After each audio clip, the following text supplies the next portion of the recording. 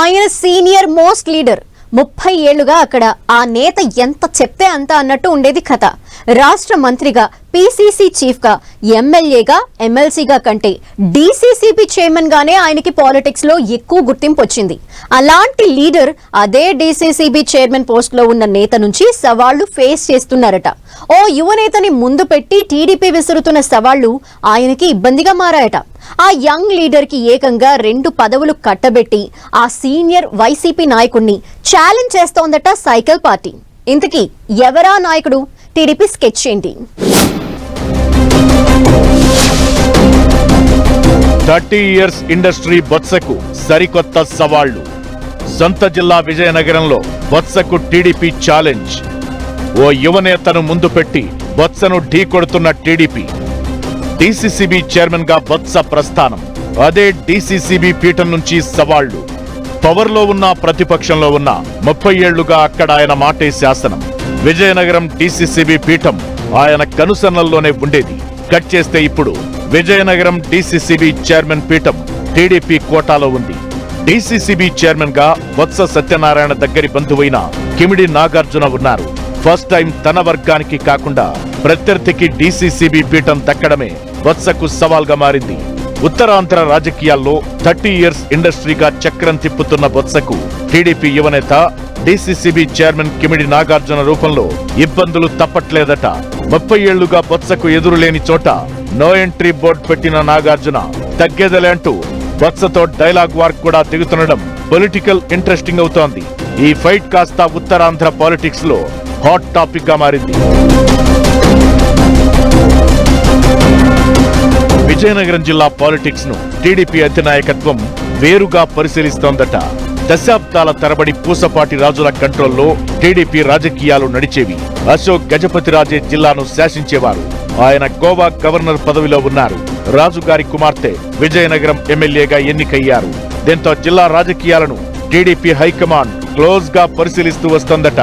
బలమైన తూర్పు కాపు సామాజిక వర్గాన్ని, బీసీలను ప్రోత్సహిస్తూ వైసీపీ పట్టుని తగ్గించే ప్రయత్నం చేస్తోందట. ఈ క్రమంలోనే యువకుడు కిమిడి నాగార్జునకు మరోసారి విజయనగరం జిల్లా టీడీపీ అధ్యక్ష పీఠం దక్కింది అంటున్నారు. ఇప్పటికే ఆయనకు డీసీసీబీ చైర్మన్ పదవి ఇచ్చారు. దాంతో ఆయన ప్లేస్ లో కొత్త వారికి పార్టీ పగ్గాలిస్తారన్న చర్చ జరిగింది.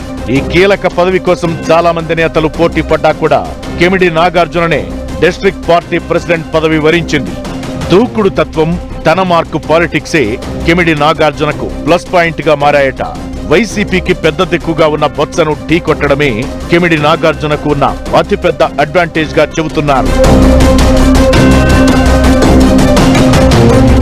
2019లో తొలిసారి చీపురుపల్లి నుంచి పోటీ చేసి బొత్స చేతిలో ఓడిపోయిన కిమిడి నాగార్జున చెప్పుకోదగ్గ ఓట్లు సాధించారు. అంతేకాదు 2024 ఎన్నికల నాటికి పార్టీని అక్కడ పటిష్టం చేశారు.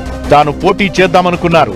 కానీ ఆయన పెదనాన్న కిమిడి కళా వెంకట్రావుకు పార్టీ టికెట్ ఇచ్చింది.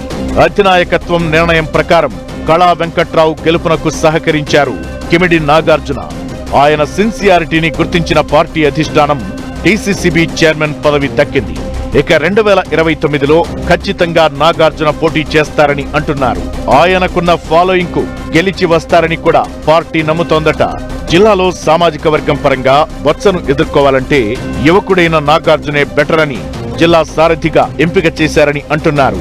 ఇప్పటికే బొత్సతో టీ అంటున్న కిమిడి నాగార్జున గతంలో ఎప్పుడూ లేనట్లుగా సవాళ్లు విసురుతున్నారట. విజయనగరంలోని పైడితల్లి ఉత్సవం సందర్భంగా బొత్సకు బిగ్ ఝలకిచ్చి అప్పట్లో వార్తల్లో నిలిచారు. కొన్నేళ్లుగా డీసీసీబీ భవనంపై నుంచి సిరిమానోత్సవాన్ని వీక్షిస్తూ వస్తున్న బొత్స హవాకు బ్రేక్ వేశారు. దీంతో ఫస్ట్ టైం మరో బిల్డింగ్ మీద నుంచి బొత్స పైడితల్లి ఉత్సవాలను చూడాల్సి వచ్చింది. అలా ప్రతి అంశంలో బొత్సను ఎదుర్కోవడంలో ఎక్కడా వెనకాటం లేదు కిమిడి నాగార్జున. విజయనగరం జిల్లాలో మొత్తం అసెంబ్లీ సీట్లు, అలాగే ఎంపీ సీటుని గెలిపించాల్సిన బాధ్యతను కిమిడి నాగార్జున మీద పెట్టిందట టీడీపీ అధిష్టానం. ఈ క్రమంలోనే నాగార్జునకు ఫ్రీ హ్యాండ్ ఇచ్చారని అంటున్నారు. అందుకే అటు డీసీసీబీ చైర్మన్ పోస్ట్, ఇటు జిల్లా పార్టీ పగ్గాలు 2 పదవులిచ్చారని తెలుగు తమ్ముళ్లు చర్చించుకుంటున్నారు. టీడీపీ అధిష్టానం పెట్టుకున్న నమ్మకాన్ని కిమిడి నాగార్జున ఏ స్థాయిలో నెరవేరుస్తారో చూడాలి మరి.